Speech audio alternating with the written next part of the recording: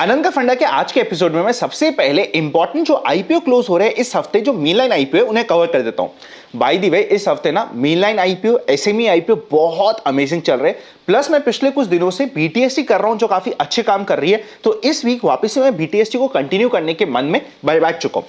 तो सबसे पहला आईपीओ जो क्लोज होने वाला है उसका नाम है अलीड ब्लेंडर्स का आईपीओ। अगर इस आईपीओ की बात करें तो वैल्यूएशन काफी महंगी थी, पर at the same time company के पास जो एंकर बुक आई है वो काफी अच्छी बन के आई है। Grey market premium as per sources stable चल रहा है। इन सारे पॉइंटर्स को ध्यान में रखते हुए और ये भी समझते हुए कि अगर ये सिर्फ लिस्टिंग की बात नहीं होती तो मैं इतनी महंगी कंपनी को ज्यादा भाग के बाय करने की कोशिश ही नहीं करता।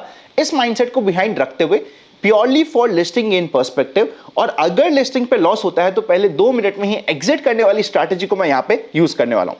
सेकंड, वराज आयरन एंड स्टील का आईपीओ। वैल्यूएशन ओके है। On the face of it आपको लग सकता है कि बहुत सस्ता आईपीओ, पर बहुत सस्ता नहीं है, बिकॉज ऐसी कंपनी में आपको प्राइस टू बुक वैल्यू के रेशियो पे कंपैरिजन करना होता है डिफरेंट कंपनीज का, और प्राइस टू बुक वैल्यू पे अपने पीयर से ज्यादा सस्ती तो नहीं दिख रही है, पर ठीक वैल्यूएशन पे है। छोटा आईपीओ तो इंटरेस्ट काफी रहने वाला है। इस आईपीओ में मैं एचएनआई बिग की कैटेगरी में अप्लाई करूंगा। पहले 15 मिनट के लो पे अपना स्टॉप लॉस लगा के पूरे दिन के लिए रादर 2.5 दिन तक ट्रेल करने की कोशिश करूंगा, पर पहले 15 मिनट का जो भी लो होगा लिस्टिंग पे, ये वाली स्ट्रैटेजी को मैं इस आईपीओ में फॉलो करूंगा। आई होप आपको आईपीओ की अपडेट्स में मजा आ रहा होगा। अब हम चलते हैं कल की मार्केट की एक्सपेक्टेशंस के ऊपर। सबसे पहले आप चेक करिएगा, अगर आप एफआईएस और डीआईएस का डेटा चेकआउट करोगे, 21 जून को वापस से एफआईएस ने अच्छा खासा 1800 करोड़ का बेचा और डीआईएस ने 1200 करोड़ का परचेज किया। इट्स ओके, इतना बड़ा फिगर नहीं है। अब मार्केट पे आ जाते हैं और समझने की कोशिश करते हैं इतना बड़ा फिगर क्यों नहीं है, क्योंकि नेट में फिगर इतना इंपैक्टफुल नहीं है। देखिए, लास्ट वीक आपको याद होगा 23,450 में मेरा बहुत ध्यान था। 430 450 पे एक बार, 2 बार, 3 बार सपोर्ट ले लिया था, और जब ये तीसरी बार सपोर्ट ले रहा था उस समय मैंने आपको कहा था 450 तो ठीक है, पर मेरा फाइनल लेवल 23,350 का रहेगा, जहां पे आज के दिन इसने सपोर्ट लेके निकल गया। अब इसका मतलब यह हुआ कि जो सपोर्ट रेंज है ना, हो क्या रहा है, जैसे ही 4 जून वाला सिनेरियो हुआ, 4 जून पे हुआ ये कि 4 जून को मार्केट एक क्रैश करता है, बिकॉज बीजेपी की जो एक्सपेक्टेड सीट थी उससे कम सीट आती है, और अगले ही दिन जैसे पता चलता है कि गवर्नमेंट स्टेबल और कंटिन्यूटी के साथ आ रही है, वापस से मार्केट बाउंस बैक हो जाता है। अभी लोग बहुत फोमो पे हैं। जब इतने लोग फोमो पे होते हैं ना, तो जो ये आपका पहला सपोर्ट था, ये मैंने इतना स्ट्रांग क्यों दिया था और इतना ऊपर क्यों दिया था, क्योंकि किसी भी डिप में लोग बाय करने को रेडी है कि भैया कोई भी डिप आए बाय कर लेंगे। उसी तरीके से सेकंड सपोर्ट इसलिए दिया था क्योंकि कोई भी डिप आए हम बाय कर लेंगे, इस तरीके का भी माहौल बना हुआ है। पर ऐसे सिनेरियो में ना, जब भी अगली बार मार्केट में करेक्शन आना हुआ, देखो कल तो ट्यूसडे और वोलेटाइल दिन रहने की एक्सपेक्टेशंस है, पर यह समझिएगा जब भी मार्केट में करेक्शन आएगा बहुत शार्प और स्पीड के साथ आना होगा, तभी जितने भी बायर्स होंगे वो सेटिस्फाई होंगे, और तभी जाके मार्केट में आप कह सकते हो कि 4-5% का करेक्शन भी आया। वरना अभी के प्रेजेंट सिनेरियो में 4-5% का करेक्शन आना भी मुश्किल हो रखा है, पर वो आएगा और बहुत जल्दी ही आएगा। मुझे नहीं लगता कि हमें बहुत ज्यादा वेट करना पड़ेगा, बिकॉज थोड़ा सा ज्यादा कैपिटलाइजेशन हो रहा है। अगर बजट से पहले एक बार थोड़ा सा कूल ऑफ आ जाए ना, तो आपके और हमारे लिए अच्छा रहेगा बजट में जाते वक्त। अब हम नेक्स्ट टाइम बात करें तो नेक्स्ट टाइम मार्केट में जब भी हमें इंपॉर्टेंट लेवल मिलेंगे और डिप में मिलेगा, 23,250 का लेवल रहेगा, जहां पे हमें वापस से अटेम्प्ट करना पड़ेगा। अब जिस तरीके से मार्केट बाउंस बैक कर रहा है ना, हमने एक बार, 2 बार, 3 बार सपोर्ट पे बाय कर लिया। अब मैं पर्सनली 23,360 के सपोर्ट को भी यूज नहीं करूंगा, 240 के ही सपोर्ट को यूज करूंगा, और अगर यहां के आसपास मिलता है तो एक बार बाउंस बैक के लिए प्लान करूंगा। शॉर्ट के लिए मैं इसलिए काम नहीं करूंगा बिकॉज अभी मार्केट का ट्रेंड पॉजिटिव बना हुआ है। एक बार ट्रेंड कंफर्म हो जाए कि यार थोड़ा सा रिवर्सल देने की कोशिश कर रहा है, तभी मैं शॉर्ट करने का प्लान करूंगा।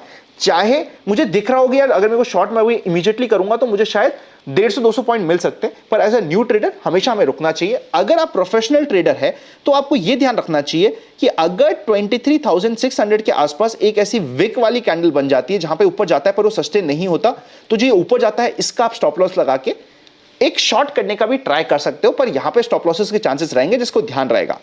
ओवरऑल कल के दिन का मार्केट थोड़ा सा कंफ्यूजन वाला मार्केट रहने की ज्यादा उम्मीद है, ना ऊपर जाएगा ना नीचे जाएगा, और जो एक्सपायरी आएगी वो एक्सपायरी पे ड्रामा करेगा, ऐसी मेरी माइंडसेट बन रहा है। एक्सपायरी मतलब जो अभी वेडनेसडे और थर्सडे रहेगा ना, ये 2 दिन पे स्पेशली वेडनेसडे सेकंड हाफ से ड्रामा मिलने की एक्सपेक्टेशन हाई होती है। वेडनेसडे सेकंड हाफ और थर्सडे अच्छा ड्रामा, अच्छा वॉलेटाइल और अच्छे बड़े मूव किसी भी साइड आ सकते हैं। अभी प्रोबेबिलिटी क्या बन रही है, अगर मार्केट 23,600 को क्रॉस नहीं कर पाया एक्सपायरी पे जाने से पहले, तो नीचे की साइड मूव आने की भी चांसेस काफी हाई रहते हैं, ऑलमोस्ट आप 60-65% का बोल सकते हो। तो उसके लिए भी आपको रेडी रहना पड़ेगा। बाकी आपको कल और वेडनेसडे सुबह तक क्लियर हो जाएगा कि कहां पे प्रोबेबिलिटी ज्यादा बन रही है, हम कवर भी करेंगे। बैंक निफ्टी की बात करें at the same time, by the way आज ही रफली 7 बजे काफी इंपॉर्टेंट वीडियो आने वाला है, उसे देख लीजिएगा। 7 बजे वाला वीडियो आपके लिए ऐसा वीडियो होगा जो आपको बुकमार्क करके रखने के लिए काम आएगा लंबे समय के लिए। मैं आपके लिए उस वीडियो को इस वीडियो के एंड में भी लगा दूंगा ताकि आपको मिल जाए, और कोशिश करूंगा सेम वीडियो का लिंक 7 बजे के बाद इस वीडियो के आपको पिन कमेंट पे भी मिल जाएगा। बैंक निफ्टी की बात करें तो बैंक निफ्टी को आप चेकआउट करिएगा। इंपॉर्टेंट सपोर्ट 51,180 का लेके यहां से बाउंस करा, एक बार दो बार बाउंस कर गया है। अब ना ये बीच में फंसा हुआ है, अब बीच में हमें कुछ भी नहीं करना होता। 51,850 को क्रॉस करके ऊपर जाए तो पॉजिटिव बात होती है। अगर यहां पे थोड़ा सा एक बेस बनाए, यहां पे देखिए जिस तरीके की मैंने शॉर्टिंग की बात करी निफ्टी में, वो सेम यहां पे नहीं हो सकती। बैंक निफ्टी में अगर मुझे शॉर्ट करना है तो कैसे करना है, जैसे ये रेंज बनी, इस रेंज को अगर तोड़ रहा हो एक बड़ी कैंडल के साथ, तो वहां पे मैं इस रेंज का टॉप लगा के शॉर्ट कर दूंगा। ये वाली स्ट्रैटेजी यहां पे ज्यादा काम आएगी। सपोर्ट पे मुझे पर्सनली यहां पे 50,800 का लेवल ज्यादा अच्छा लगता है, जहां पे एक बार वापस से बाउंस बैक का ट्राई करना तो बनता ही है, बिकॉज मार्केट का ट्रेंड पॉजिटिव है, लोग बहुत फोमो में है, और 50,800 बहुत अच्छा लेवल होता है एडिशन का। आज हमें 51,200 तक का लेवल मिल गया था, जो हमारे पुराने लेवल के आसपास का था, पर अब 50,800 is a beautiful level to try again. देखो अब जब आप डिप में बाय करोगे ना, आपका एक बार काम कर गया, लास्ट वीक इधर 2 बार काम कर गए, आज भी काम कर गया, तो जब आपका 3 बार काम कर गया ना, तो एक बार स्टॉप लॉस भी हिट होगा। आप ये समझो कि हमेशा आप एक स्ट्रेटेजी फॉलो करते रहोगे और मार्केट ने वो आपकी आदत लगा दी। मार्केट हमेशा एक चीज की आपको आदत लगाता है, फिर उस आदत को तोड़ता है।